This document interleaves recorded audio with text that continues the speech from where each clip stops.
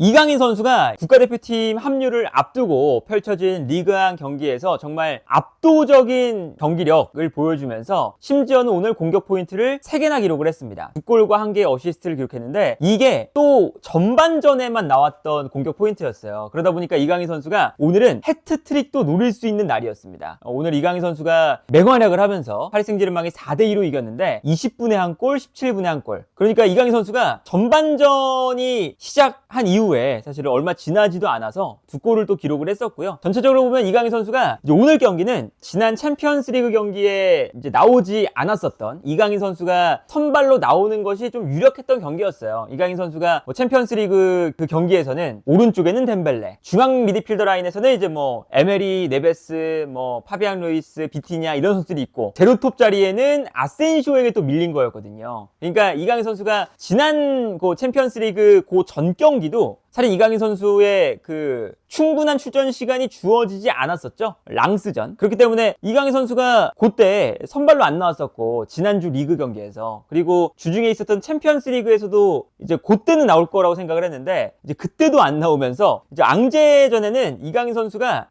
덴벨레의 자리라던가 아니면은 이제 중앙 미드필더 라인에 에메리의 자리라던가 아니면 에메리가 아니라면 반대편에 있는 비티냐의 자리라던가 혹은 파비안 루이스의 자리라던가 이런 자리들에서 이제 좀 뛰어야 되는 그런 경기였어요. 근데 이제 어쨌든 그 오늘 선발 명단에서 이제 이강인 선수의 위치를 보면 오늘 이강인 선수의 위치는 덴벨레 대신에 오른쪽 측면 공격수 자리였습니다. 이 자리에서 이제 이강인 선수의 플레이도 참 이제 재밌는 장면들이 많이 나오는데 오늘은 오른쪽에 있는 하키미가 그대로 직선적으로 올라와 줍니다. 이강인이 가운데로 들어오고 하키미가 올라오면 이때 베랄두, 파초, 마르키뉴스 이렇게 3백이 되는 거고 여기에 더해서 이제 마요르가 오늘 파비안 루이스와 에메리 이 3미들 중에 하나로 나왔어요. 그래서 마요르가 올라오면서 파비안 루이스와 에메리 뒤에 배치되는 이러한 3-4-3 이런 이제 형태로 경기가 진행이 되는 거거든요. 이런 이제 상황을 보면 확실히 엘리케 감독이 추구하는 틀에서 이강인 선수가 여러 가지 이제 역할을 할 수가 있는 거예요. 그러니까 중앙 미드필더로 나왔을 때는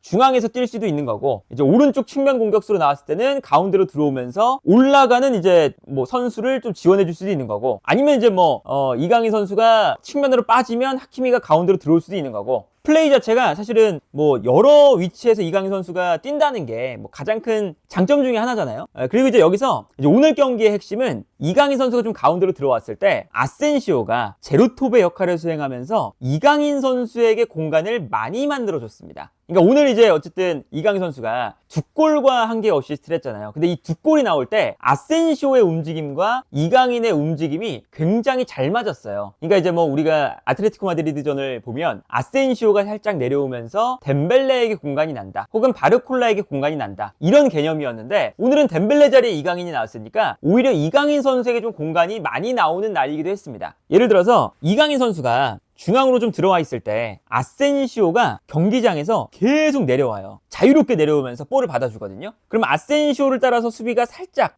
좀 내려가는 요 순간 마요르가 올라갈 수도 있는 거고 이강인이 최전방으로 올라갈 수도 있는 겁니다. 그 상황에 따라서는 이강인과 마요르가 아니라 뒤에 있는 에메리라던가 파비안 루이스가 올라가면서 이런 이제 형태도 되기도 해요. 그러니까 이제 그 아센시오가 기본적으로 내려오면서 공간을 만들 때 마요르냐, 이강인이냐, 에메리냐, 파비안 루이스냐 요 가운데 선수들이 계속 이제 아센시오가 만들어준 공간으로 뛰어간다는 거죠. 그러다 보니까 이제 이강인 선수도 아센시오가 공간을 만들어줬을 때 그럴 때 이제 이강인 선수의 플레이가 좀 빛나기 시작하는 거거든요. 그러니까 요 장면 보면 아센시오가 내려가 있는 장면이고요. 내려왔을 때 요 이제 전형에서 3백이 만들어지고 있는 거예요. 왼쪽에 베랄두, 오른쪽에 이제 슈크리니아르와 마르키뉴스 3백이 만들어지고 있고 하키미가 올라가고 있죠. 그러면서 이제 이강인 선수가 살짝 가운데로 들어와 있어요. 여기서 보면 이강인이 오른쪽 측면 공격수 자리에서 가운데로 들어와 주고 있고 이때 이강인이 가운데로 들어올 때 에메리가 오히려 앞으로 올라가고 있습니다. 그리고 최전방에는 아센시오가 좀 내려오다 보니까 마요르가 올라가 있어요. 아센시오가 내려오면서 이 공간을 이제 올라가는 에메리와 마요르가 존재를 하는 거죠. 그리고 여기서 재밌었던 게 아센시오가 이렇게 자유롭게 내려온 다음에 베랄두가 볼을 잡았을 때 볼을 잡는 순간 앞으로 뛰어나가기 시작합니다. 근데 여기서 이제 아센시오의 움직임을 이제 어떤 방식으로 활용을 하냐면 중앙 지역에서는 마요르가 있으니까 수비수들이 마요르에게 좀 끌어당겨져 있고 그리고 측면에서는 바르콜라가 있기 때문에 바르콜라에게 수비가 달려가거든요. 그러면 자연스럽게 아센시오가 뛰어들어갈 수 있는 요 공간이 발생을 하는 거죠.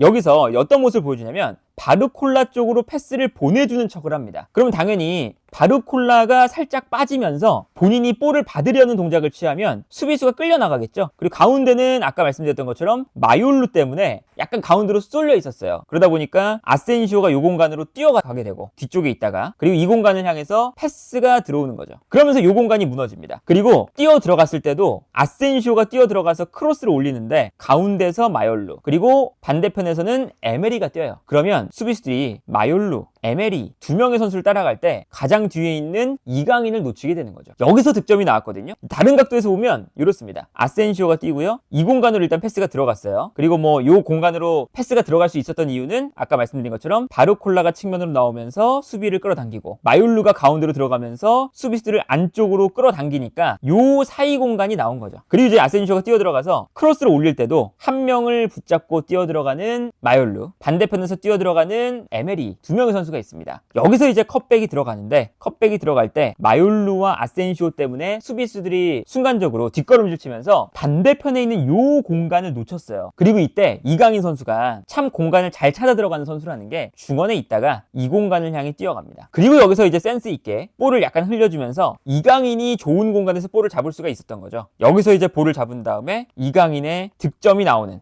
요런 장면이었거든요. 이 장면을 보면 그 흐름 자체가 이제 아센시오가 내려오면서 공간을 만들어주고 이때 그 공간으로 뭐 마요루가 올라가면서 그리고 에메리가 올라가면서 수비수들을 뒤로 물러나게 또 만들고 그 과정에서 이강인 선수에게 찬스가 온 거잖아요. 근데 여기서 이강인 선수가 오늘 좋았던 건 뭐냐면 이강인이 저런 이제 공간이 났을 때 결정력을 발휘해줬다는 거예요. 그러니까 이강인 선수가 덴벨레가 나왔을 때 파리 생제르맹의 문제는 결정력적인 부분에서 좀 아쉽죠. 조금이 아니라 많이 아쉽죠. 사실 우리가 저 같은 경우는 바로 지난주에 이제 파리 생제르맹과 아틀레티코 마드리드의 경기를 보고 왔는데 그 경기도 덴벨레라던가 바르콜라라던가 이런 선수들이 좋은 기회가 나왔을 때 결정을 못 지어줘서 파리 생제르맹이 공격의 빈도에 비해 득점이 안 나오거든요. 그러다가 이제 마지막에 역전골을 이제 실점하면서 극적으로 또 이제 아틀레티코 마드리드가 승리를 가져가는 그런 경기를 볼 수가 있었어요. 그리고 이제 늘상 파리 생제르맹이 어려운 경기를 하는 날은 결정력에 대한 부재가 크게 작용을 하죠. 근데 오늘 경기에 이강인 선수가 나와서 본인의 이제 능력을 증명했던 포인트 중에 하나는 박스 안에서 혹은 뭐 박스 바깥에서 좋은 찬스가 나왔을 때 이강인 선수의 득점으로 전환하는 비율 자체가 매우 높습니다. 그래서 뭐 이 장면에서도 이게 이강인 선수가 볼을 잡았을 때 확실하게 득점을 하는 장면이 있었고 다른 장면도 보면요 되게 비슷해요. 이 장면 보시면 아까랑 좀 비슷하거든요. 이제 아센시오가 살짝 내려와 있어요. 그리고 이제 바르콜라가 측면으로 뜁니다. 그러니까 바르콜라를 따라서 수비가 끌려 나가죠. 근데 여기서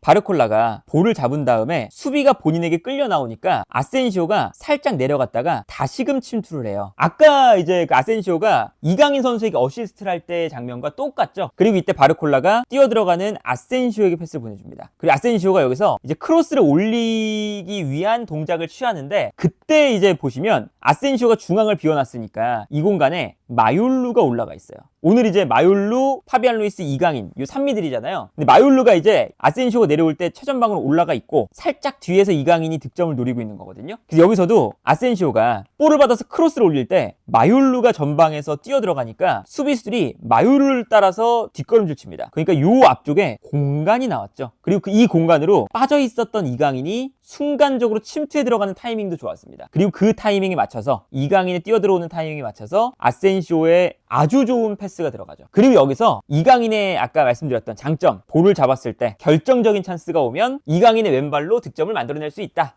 요게 이제 오늘 또 이강인 선수가 보여줬던 그런 이제 그 포인트였던 거잖아요. 그 이강인 선수가 오늘 경기에서 이제 보여준 뭐 여러 가지 뭐 장면들이 있지만 일단 지난 경기와 지지난 경기 요 경기들에서 이강인 선수가 약간은 좀 주전에서 다시금 또 밀리는 것이 아닌가 하는 우려가 나올 수밖에 없는 그런 상황이었어요. 이강인 선수가 직관을 갔을 때, 그러니까 지난 주말 경기가 이강인 선수가 선발이 아니었으니까 주중 경기 정도에는 선발이 나올 것이라고 예측이 됐었는데 그날 경기에서 선발로 이제 준비하는 그 과정에서도 이강인 선수가 모습을 드러내지 않았고 후반전 이제 하프타임 그 시간에도 좀 빨리 들어가려면 이강인 선수가 몸을 풀어야 되는데 그때 이강인 선수가 몸을 안 풀었었어요. 현장에서. 그러다 보니까 이강인 선수가 아틀레티코 마드리드 전에서도 체력적으로 충분히 남아있는데 활용이 되지 못했거든요. 충분히. 분명히. 그런데 이제 그런 이제 흐름이었다면 이강인 선수가 오늘 경기에 나왔을 때 분명히 본인이 가지고 있는 그런 장점들, 패스라던가 결정적인 찬스를 득점으로 전환하는 능력이라던가 이런 것들을 좀 보여주었어야 되는데 그런 능력을 이강인 선수가 충분히 보여준 경기였다. 뭐 그런 과정에서 이강인 선수가 뭐 2골과 1개의 도움을 넣기도 했고, 기록을 보면요, 이강인 선수의 기록이 너무나도 좋습니다. 뭐 오늘 경기 이강인 선수가 중간에 교체로 나갔죠. 거의 끝날 때 91분에 이제 교체로 나갔는데, 이강인 선수가 오늘 경기 키패스가 또 5번이에요. 근데 이 키패스 5번 중에 이강인 선수가 뭐 코너킥에서 키패스를 만든 것도 아니고 오픈 플레이 상황에서 키패스를 만들었습니다. 그러니까 이강인 선수가 이런 이제 찬스 메이킹 능력도 충분히 보여줬다고 좀 봐야 되는 거잖아요.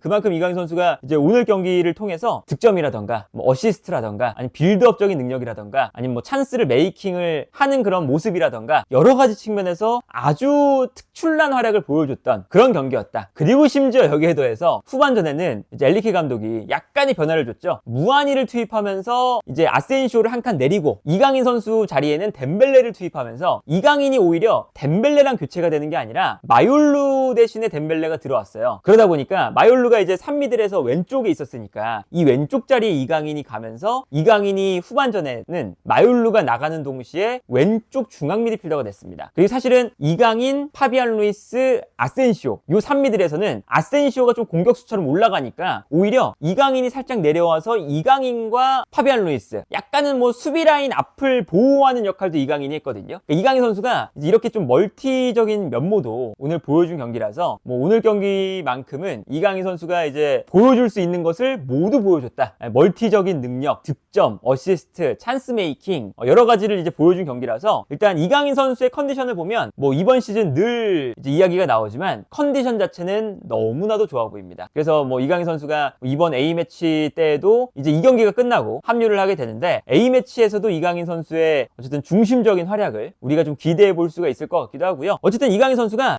늘상 걱정이 좀 될 때가 이런 이제 흐름을 탈 때잖아요. 워낙에 파리 생제르맹이 좋은 선수가 많아서 이강인 선수가 당연히 경쟁을 해야 되는 것은 이해하지만 이강인 선수가 분명히 폼이 좋은데 다른 선수들에게 밀려서 뭔가 중요 경기에 못 나오는 것 같고 뭔가 출전 시간에 사실은 이강인 선수가 최근에 컨디션이 너무 좋았기 때문에 계속 주전으로 나오다가 이제 아센시오 복귀하고 뭐 덴벨레도 이제 정상적인 컨디션을 이제 올라오니까 이강인 선수가 또다시 약간 좀 선발이 아니라 이제 벤치에서 교체로 투입되는 시간이 뭐 지난주부터는 또 계속 좀 반복이 됐었어요. 그러다 보니까 이런 이제 아쉬움도 좀 있고 우려가 되는 그런 점도 있는 건데, 그래도 이강인 선수의 컨디션이 매우 좋아 보이고 본인의 이제 그 능력을 충분히 지금 계속 발휘를 하고 있는 중이라서 분명히 엘리케 감독이 이강인 선수의 이 활용을 소홀히 한다거나 앞으로 또 그러지는 않을 것으로 예상이 된다. 충분히 이강인 선수가 본인의 능력을 계속 잘 보여주고 있는 시즌이 아닐까 싶고요. 이강인 선수가 이제 이번 A매치 브레이크 때는 멀리 가는 것도 아니고 이강인 선수가 있는 파리에서 이제 중동으로 가는 것이 당연히 한국으로 오는 것보다 훨씬 더 시간도 단축되고 거의 뭐 절반밖에 안 걸리잖아요. 6시간, 7시간 정도 걸린다고 이제 알려져 있는데 그렇게까지 이동거리도 막 길지 않다 보니까 A매치 브레이크가 끝난 이후에도 이강인 선수가 선발로 나와서 주전 자리를 좀 꿰차는 모습을 볼 수 있지 않을까, 좀 기대를 해봐야 되지 않을까 싶습니다.